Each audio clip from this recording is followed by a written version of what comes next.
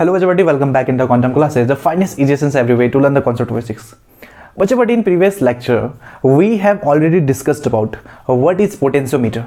Its principle already have discussed about in previous lecture, everybody. And everybody, previous lecture we also have discussed about two applications. ठीक है, पहली application तो हमने पूरी तरह से कंप्लीट कर ली थी बच्चे, जो कि आप अभी भी पीछे देख सकते हो. क्या था? Comparison of EMF of two cells. Okay, then बच्चे पोटेंशियोमीटर की अगर डेफिनेशन पूछा फाइंड करो comparison of EMF of two cells, then बच्चे ये 5 मार्क्स का बन जाता है. हमने प्रीवियस लेक्चर में ऑलरेडी ये डिस्कस कर लिया है बच्चे. अगर आपने प्रीवियस लेक्चर नहीं देखा है तो ऊपर दिए हुए आई बटन पे क्लिक कीजिए, देन आप पहुंच जाएंगे प्रीवियस लेक्चर में. और बच्चे ये लेक्चर तभी देखना जब आपने प्रीवियस लेक्चर देखा हुआ है, जब आपको पता है कि पोटेंशियोमीटर क्या है, क्या डिफरेंस है वोल्टमीटर पोटेंशियोमीटर में, तभी आपको ये अच्छे से समझ में आने वाला है. ओके, ये नहीं है डायरेक्टली आप यहाँ पे कूद गए ऐसा नहीं, ये गलत बात है.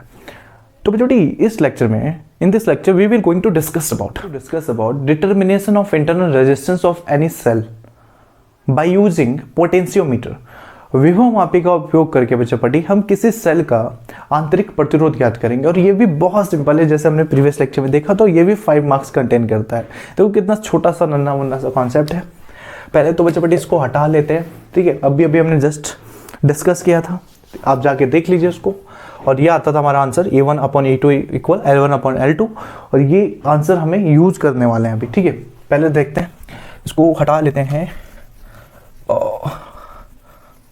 ओके, देन बच्चे बढ़िए ये हटा दो.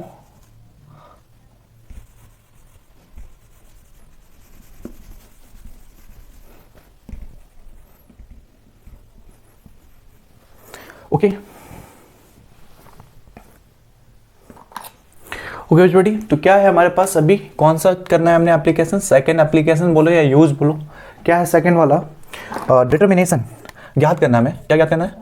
डिटर्मिनेशन ऑफ, ये मेन लाइन है, internal resistance, determination of internal resistance of any cell, या ऑफ अ सेल लिख लेते हैं शॉर्ट में. पता है ना, किसी सेल का आंतरिक प्रतिरोध ज्ञात करना है बाय यूजिंग पोटेंशियोमीटर. ठीक है, बाय यूजिंग पोटेंशियोमीटर लिख लेना, आगे नहीं लिख रहे हैं हम यहाँ पे. कैसे फाइंड करेंगे बच्चे? देखो पहले तो कंस्ट्रक्शन समझ जाते हैं. पोटेंशियोमीटर क्या है डिस्कस कर चुके हैं हम पहले. अब समझते हैं बच्चे, पोटेंशियोमीटर डिस्कस कर चुके हैं. व्हाट इज पोटेंशियोमीटर प्रिंसिपल हम देख चुके हैं. पोटेंशियोमीटर का कंस्ट्रक्शन समझते हैं इसका, ये क्या इसमें चेंज करना है. चेंज ये करना है बच्चे, ए बी रेड वाला आपको दिख रहा वायर है, किसका? कॉन्सेंट्रेटर और मैग्नीन का वायर है. आपके ऊपर ये बैटरी या सेल जुड़ा हुआ है, ये सेल है. आप चाहो तो यहाँ बैटरी जोड़ दो, इसको बी लिख दो, कोई प्रॉब्लम नहीं. ये की है बच्चा पार्टी. और देन बच्चा पार्टी यहाँ पे कंपैरिजन नहीं करना है, डिटर्मिनेट करना है इंटरनल रेजिस्टेंस को. तो उसके लिए क्या करना पड़ेगा आपको? यहाँ पे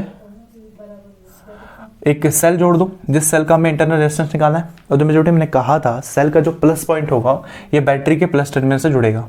ओके, तो ये बैटरी के प्लस टर्मिनल से ये जुड़ा, और जिसका नाम ले दो ई दे दो या A1 दे दो, जो भी देना दो. और बच्चे पार्टी इसी के साथ यहाँ पे सर्किट में जुड़ा हुआ है एक रेजिस्टेंस बॉक्स. ओके, अच्छा बच्चे हो सकता है ना आपके पास जो बुक हो उस डायग्राम में आपको रियोस्टेट मिले यहाँ पे. ठीक है, रियोस्टेट मिले आपको. ठीक है, ये आपका इसका डायग्राम है, हो सकता है आपको मिले. तो उससे कोई वो नहीं है, आप चाहो तो बना लो, वहाँ पे कोई प्रॉब्लम नहीं है. यहाँ पे आप रियोस्टेट आप ऐड कर सकते हो. फिलहाल हम यहाँ पे बच्चे पोटेंस एक बॉक्स डब्बा ऐड कर रहे हैं, और डब्बा को हम पहले भी डिस्कस कर चुके हैं. क्या है ये? इसका डायग्राम है, देख लो आप. यहाँ पे क्या बोलते थे हम? इसमें रेजिस्टेंस होते थे, और देन बच्चे हम इसे कहते थे रेजिस्टेंस बॉक्स, RB शॉर्ट में कह देते हैं, RB. ओके, और देन बच्चे इसे फिर आगे कनेक्ट कर दो.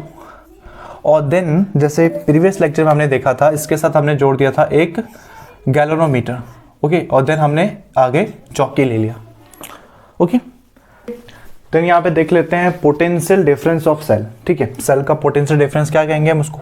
EMF के इक्वल होता है. तो सेल के लिए फॉर सेल इक्वल कितना हो जाएगा? यहाँ से देखो KL है यहाँ पे, तो पोटेंशियल की जगह क्या है? पोटेंशियल डिफरेंस की जगह K, तो एज इट इज रहेगा. चाहे हम सेल के लिए निकालें या फिर पूरे सर्किट के लिए देखें, L की जगह क्या हो जाएगा छोटी? L length. क्या कहा था हमने? अगर यहाँ पे स्विच ऑन है E वाला और सेकेंड स्विच आपका ऑफ है. ओके, क्या कहा था पहले, कैसे हमने समझा था?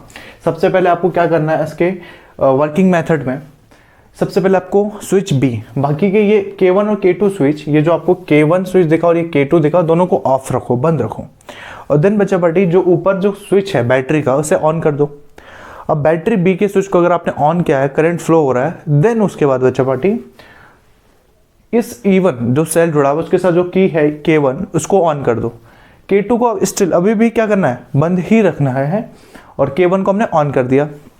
उसके लिए बच्चा पार्टी इस कंडीशन के लिए जब सिर्फ इस E वाले सेल से करंट फ्लो हो रहा है, देन उस कंडीशन के बच्चा पार्टी हम इस गैल्वेनोमीटर में एक नल पॉइंट ढूंढते हैं। और सपोज ये नल पॉइंट अगेन किस पॉइंट में मिलता है, कोई C, P, M कुछ भी दे दो पॉइंट।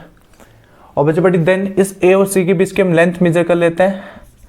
इससे प्रीवियस वाले लेक्चर में हमने अच्छे से देख लिया है कि L1 कैसे फाइंड करते हैं या फिर L कैसे फाइंड करते हैं। ओके, तो ये हो गया बेटी A से C के बीच की डिस्टेंस हो गया L1। तो ये हो गया E equal K L1। E क्या है, सेल का पोटेंशियल या फिर बोलो EMF। K हो गया आपका पोटेंशियल ग्रेडियंट।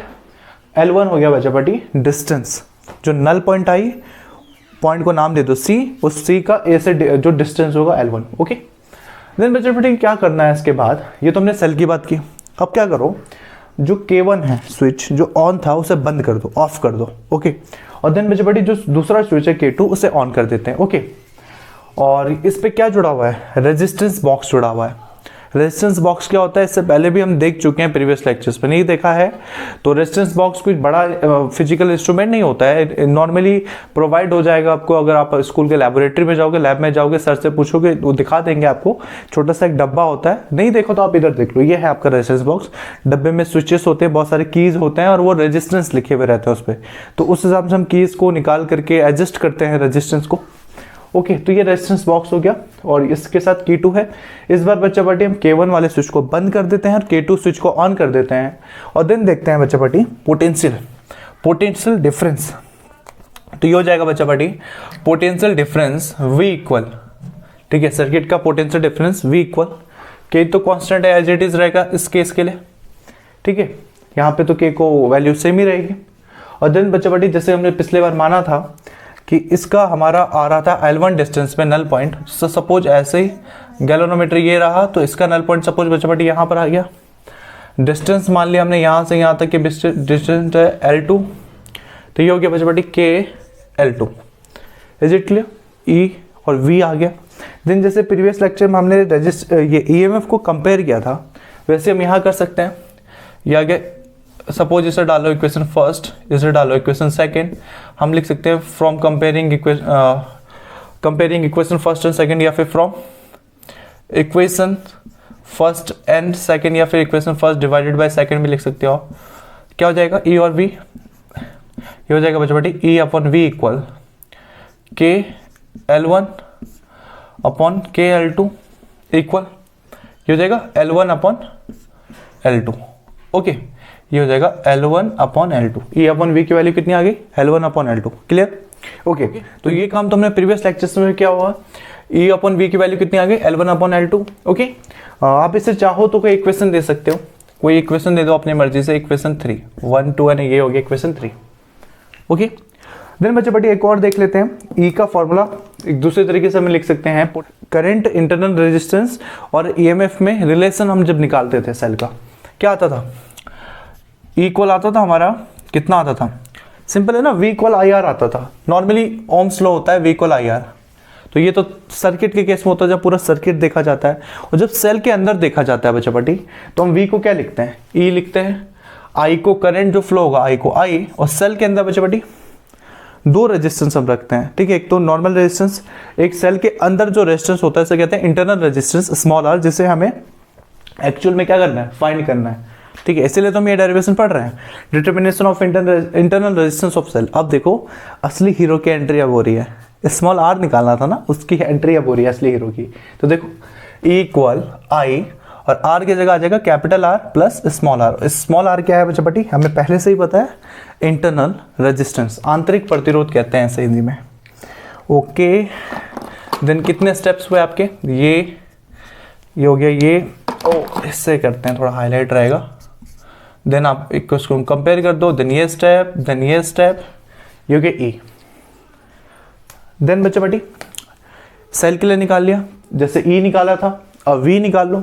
और V तो हम बचपन से पढ़ते चले आ रहे हैं, बचपन में मतलब 10 से पढ़ते चला आ रहे हैं, अभी अभी हमने लिखा भी है।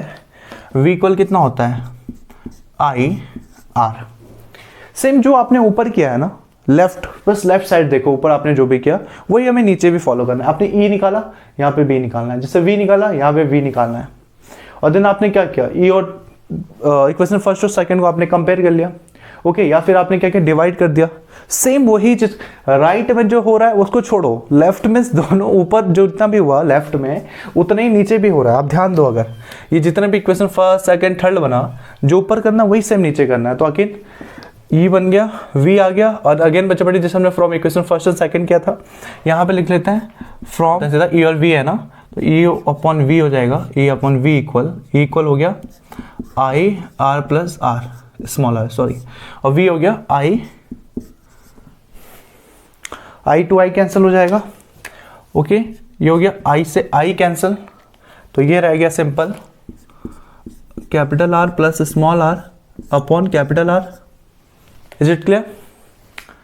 और इसको कैसे ओपन कर सकते हैं, और करें इसे ओपन, ओके, इसे ओपन करने के लिए हमें यहाँ खोलना पड़ेगा, और देन हम इधर लिख लेते हैं कहीं पे, कहाँ लिखे, सर्किट तो रहना जरूरी है बॉस, यहाँ पे लिख देते हैं। आई होप आपने प्रीवियस लेक्चर देख ही लिया होगा, ये प्रिंसिपल था, ओके, और देन इसको हटा देते हैं, ओके बच्चा बटी, ओके, पार्ट ऑफ, देखो ये हो गया, आपका बॉर्डर बना दो यहाँ पे, ओके, ये हो गई इसकी बाउंड्री। देन बच्चा बटी इसी को अगेन मैं यहीं लिख देता हूँ, ठीक है, आपको थोड़ा हेल्प मिल जाएगा। ई अपॉन वी इक्वल कितना लिखा है हमने वहाँ पे, देखो ये है capital R plus small R upon capital R, okay. और देन बच्चा पार्टी हम इसको आल्सो कैसे इजी कर सकते हैं, हम इसको इजी कर सकते हैं क्योंकि देखो नीचे आर है ना, तो आर को हम ऐसे भी तो लिख सकते हैं, ये हो जाएगा R plus small R upon R. बच्चा इसके बाद क्या करना है, आर अपॉन आर क्या हो जाएगा, अब तो सिंपल है, आर अपॉन आर हो जाएगा 1, आर से R cancel plus small R upon R. हमें पता है हमें क्या फाइंड करना है, हमें फाइंड करना है इंटरनल रेजिस्टेंस, और इंटरनल रेजिस्टेंस को किसके दिखाते हैं, स्मॉल आर से। हीरो तो ये है पिक्चर का, तो पिक्चर का हीरो निकालना है तो पहले हीरो को साइड रखो, ओके, हीरो को अगर साइड रखेंगे बच्चे बड़ी, हीरो के साथ साथ कौन कौन सी हीरोइंस हैं, पहले तो ये 1 है, 1 को इधर लेके आओ, तो ये हो जाएगा ई अपॉन वी, 1 प्लस में था इधर लेके आए तो -1 हो गया।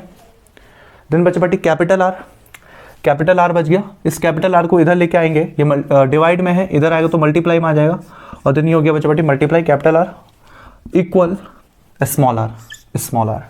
तो ये आ गई हमारी आर की वैल्यू। इसको रीअरेंज कर लेते हैं थोड़ा, वही चीज़ है, अरेंज करके लिख लेते हैं इस साइड, क्योंकि हमें अच्छा लगता है, बचपन से हम मेन आंसर इसी साइड से लिख रहे हैं। तो ये हो गया R small r E upon V -1, और देन बच्चा पार्टी ये हो गया हमारा मेन आंसर इंटरनल रेजिस्टेंस के लिए, ये हो गया हमारा मेन इंटरनल रेजिस्टेंस।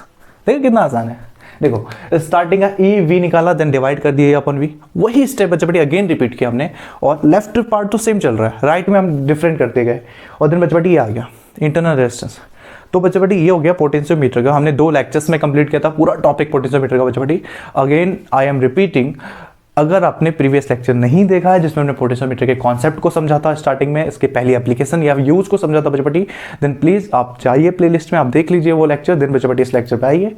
तो बच्चे ये था पोटेंशियोमीटर, कंप्लीट हो गया, ठीक है, ये 2 लेक्चर्स में, और इतना शॉर्ट तरीके से, इतना ईजी वे में बच्चे हमने कंप्लीट किया है, तो प्लीज इसको देख लीजिएगा, ओके। तो बच्चे अभी के लिए इतना ही, मिलते हैं नेक्स्ट लेक्चर में।